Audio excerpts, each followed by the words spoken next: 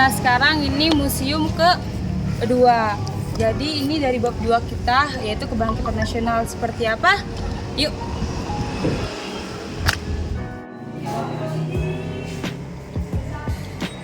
Gedung dan megah menempati areal yang cukup luas, pernah dipergunakan sebagai tempat pendidikan kedokteran Sofia, School tot Opleiding van Inlandse Artsen, yaitu Sekolah Kedokteran Bumi Putra. Awal berdirinya pendidikan kedokteran di Indonesia ini ada kaitannya dengan pemberantasan berbagai penyakit menular, tipes, kolera, disentri, dan lain-lain yang tersebar di daerah Banyumas dan Purwokerto pada 1847. Wabah penyakit tersebut tidak dapat diberantas oleh tenaga medis pemerintahan Hindia Belanda yang jumlahnya terbatas. Begitu juga dengan cara pengobatan yang telah ada pada waktu itu, tradisional. Pengetahuan masyarakat pribumi tentang pengobatan dan kedokteran di masa itu sangatlah minim. Mereka hanya berharap kepada para dukun yang saat itu mereka percayai akan mampu menyembuhkan semua jenis penyakit yang mereka derita.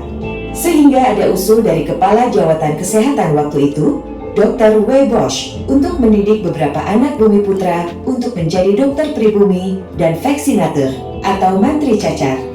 Selesai pendidikan, mereka harus bersedia masuk dinas pemerintahan sebagai mantri cacar. Sofia merupakan penyempurnaan dari sistem pendidikan kedokteran Sekolah Dokter Jawa yang didirikan pada tahun 1851 di Rumah Sakit Militer Waltervrede, sekarang Rumah Sakit Pusat Angkatan Darat Gatot Subroto.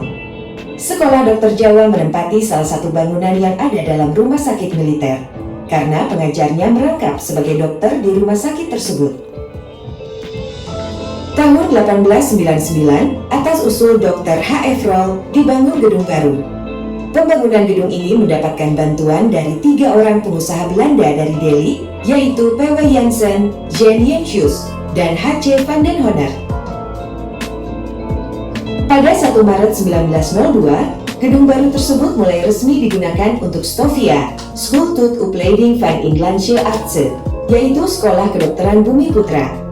Munculnya Sofia menandai berakhirnya Sekolah Dokter Jawa.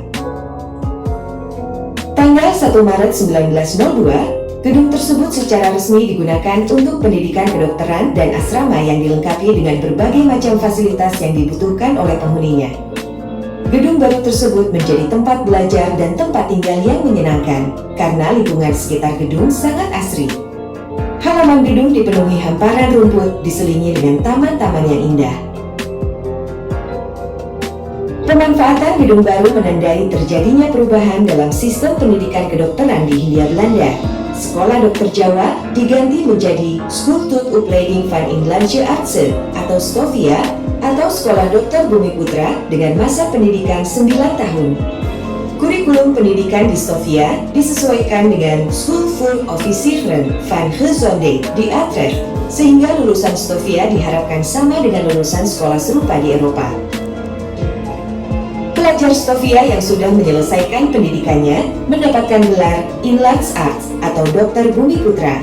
Mereka diangkat menjadi pegawai pemerintah dan ditempatkan di daerah-daerah terpencil untuk mengatasi berbagai macam penyakit menular. Dokter-dokter muda ini akan dibekali dengan tas kulit yang berisi alat-alat kedokteran dan uang saku untuk perjalanan menuju lokasi tugas. Tanah yang digunakan untuk membangun gedung Sofia berbentuk persegi panjang yang tidak sempurna.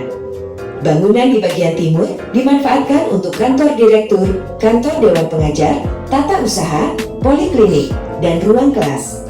Bangunan di bagian utara, barat, dan selatan dimanfaatkan sebagai asrama yang dilengkapi dengan kamar mandi. Pada bagian tengah halaman, terdapat 3 bangunan yang dimanfaatkan untuk praktek fisika dan kimia, kegiatan senam atau gimnastik, dan ruang rekreasi. Sofia menjadi lembaga pendidikan pertama yang menjadi tempat berkumpulnya para pelajar dari berbagai wilayah karena pemerintah memberi kesempatan yang sama untuk menjadi pelajar Sofia kepada semua anak bumi putra yang memenuhi syarat. Pelajar Sofia umumnya memiliki kecerdasan yang cukup tinggi karena persyaratan untuk masuk menjadi pelajar Sofia harus melalui proses yang sangat ketat dan selektif. Seiring dengan perkembangan zaman, Gedung Stovia dianggap tidak representatif lagi untuk dijadikan sebagai tempat pendidikan dokter. Karena itu, pemerintah Hindia Belanda membangun gedung baru di Salemba yang bernama Centrale Burgerlijke Ziekeninrichting. Sekarang menjadi Rumah Sakit Cipto Mangunkusumo dan sebagian lagi menjadi Fakultas Kedokteran Universitas Indonesia. Gedung tersebut menjadi tempat pendidikan kedokteran merangkap rumah sakit. Peralatan kedokteran yang ada di dalamnya sama dengan yang ada di Eropa.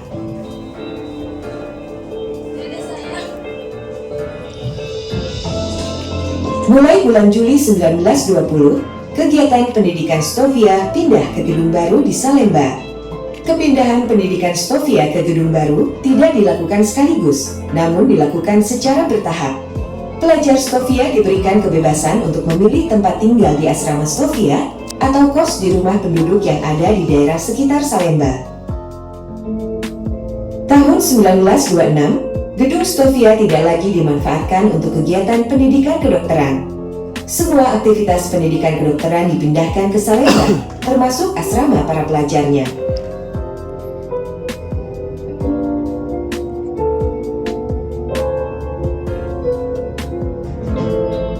Pemerintah kolonial Hindia Belanda kemudian memanfaatkan gedung Stovia sebagai tempat pendidikan sekolah Meer Algebreed Lager Onderwijs atau MULO, Algemeen Middelbare School atau AMS, dan sekolah apoteker. Pada masa pendudukan tentara Jepang tahun 1942 sampai 1945, gedung ex Stovia ini oleh pihak Jepang digunakan sebagai tempat penampungan bekas tentara Belanda sebagai tawanan perang Batalion 5 ex KNIL. Setelah Jepang menyerah terhadap sekutu, ex serdadu KNIL yang sebagian besar berasal dari Ambon menghuni gedung ex Stovia sampai tahun 1973. Guna memfungsikan gedung Kebangkitan Nasional sebagai museum, maka museum-museum yang ada yaitu Museum Budi Utomo, Museum Kesehatan, Museum Pers, dan Museum Pergerakan Wanita yang dikelola oleh Pemda DKI dilebur menjadi satu, menjadi Museum Kebangkitan Nasional. Begitu juga kantor-kantor yang terdapat di dalamnya yang dikelola oleh pihak swasta, kemudian dipindah keluar gedung. Dan bekas ruangan perkantoran tersebut dipergunakan untuk pengembangan pameran tetap museum. Pada tanggal 27 September 1982, pengelolaan Gedung Kebangkitan Nasional dialihkan kepada Departemen Pendidikan dan Kebudayaan. Lalu pada tahun 1983, Menteri Pendidikan dan Kebudayaan mengeluarkan surat keputusan yang menetapkan gedung ini sebagai bangunan cagar budaya. Museum Kebangkitan Nasional sangat mendukung dan mengaplikasikan Undang-Undang Pemajuan Kebudayaan, sehingga Museum Kebangkitan Nasional bukan hanya sebagai ruang rekreasi dan edukasi saja, tetapi juga menjadi ruang publik masyarakat untuk beraktivitas dan bertukar ide gagasan, serta sebagai wadah menyalurkan kreativitas masyarakat yang tentunya memajukan dan melestarikan kebudayaan Indonesia. Peristiwa bersejarah di Gedung Kebangkitan Nasional. Bulan Desember 1907, Dr. Wahidin Sudirohusodo mengadakan ceramah tentang studi fonds atau beasiswa di hadapan pelajar Stovia. Tanggal 20 Mei 1908, pelajar Stovia mendeklarasikan berdirinya organisasi modern pertama, Budi Utomo.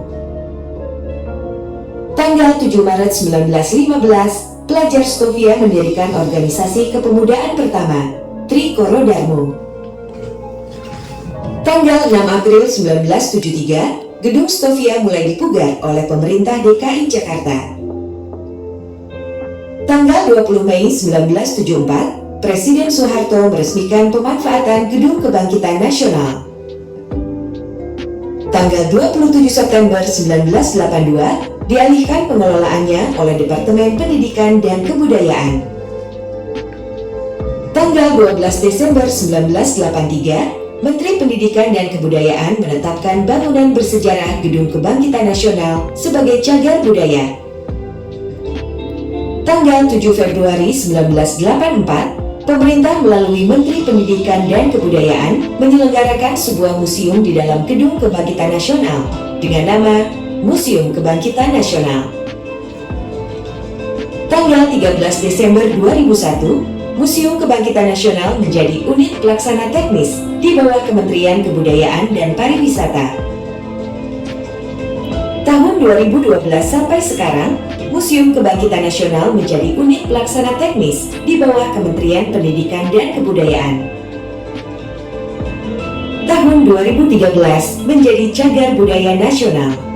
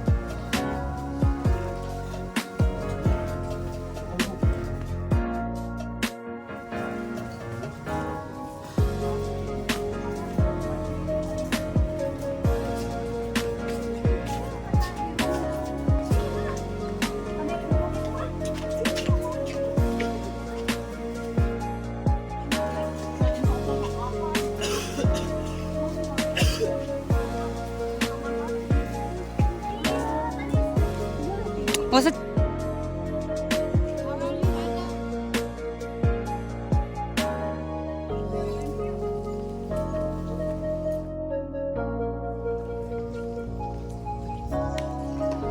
Ini pegang.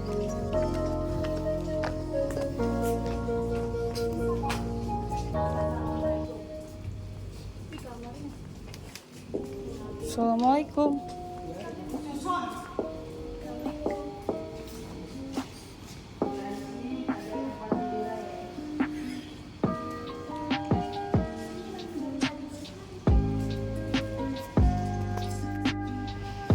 Masuk kah?